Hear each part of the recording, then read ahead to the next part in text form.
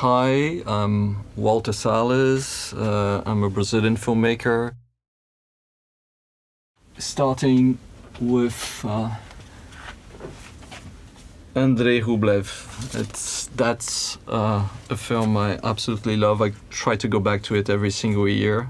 Tarkovsky used to say that cinema only exists if everybody who's doing a film is in the artery of that film, and I have the impression that ANDREI RUBLEV somehow epitomizes this. It's an extraordinary film. Stranger Than Paradise by Jim Jarmusch. I completely love this film, and I think it was so refreshing to starting to do films and see that narratives could be actually told in a different manner than the Greeks had taught us at the beginning, you know, the structure with 5 acts and, you know, character arcs and everything else. And what Jim Jarmusch offers us here is something that transcends that kind of a classical perception of narrative. And another film I go back to just to renew my faith in cinema.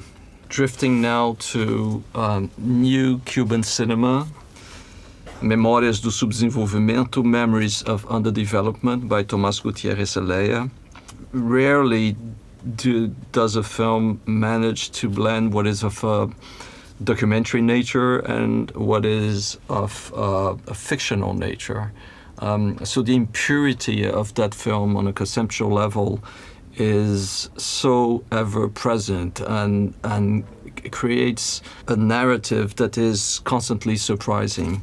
And I have the impression that the film is kind of sucked by the reality of a country also being redefined. And it's one of those films where the journey of the character and the journey of the society as a whole intermingle. La Notte by Antonioni.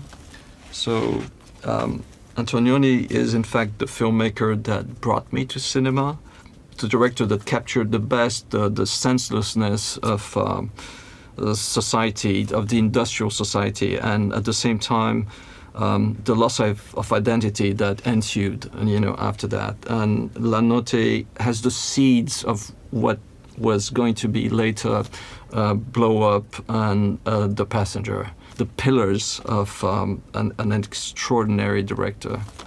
Time by Garrett Bradley. That's more of a recent find, thanks to the New York Film Festival, actually. Both the narrative and the filmic quality of Time are completely outstanding. It's about love as a form of resistance. It's about memory as a form of resistance as well. It's a film that I'm sharing with a lot of friends because I think it is really unique. And we left Mr. Scorsese for last. Is that it? Raging Bull. I saw it maybe 50 times or maybe more than that. As Scorsese's talent, unique sensibility, his understanding also of this character who is in between cultures, coming from Italy and yet having to redefine itself in another landscape, in another cultural landscape. Everything about this film is unique, and it's one of those films where every single image contains the film as a whole, and that is so difficult to achieve in cinema. I have a hard time actually analyzing it every time because I'm completely taken by it. So this is cinema at its highest point.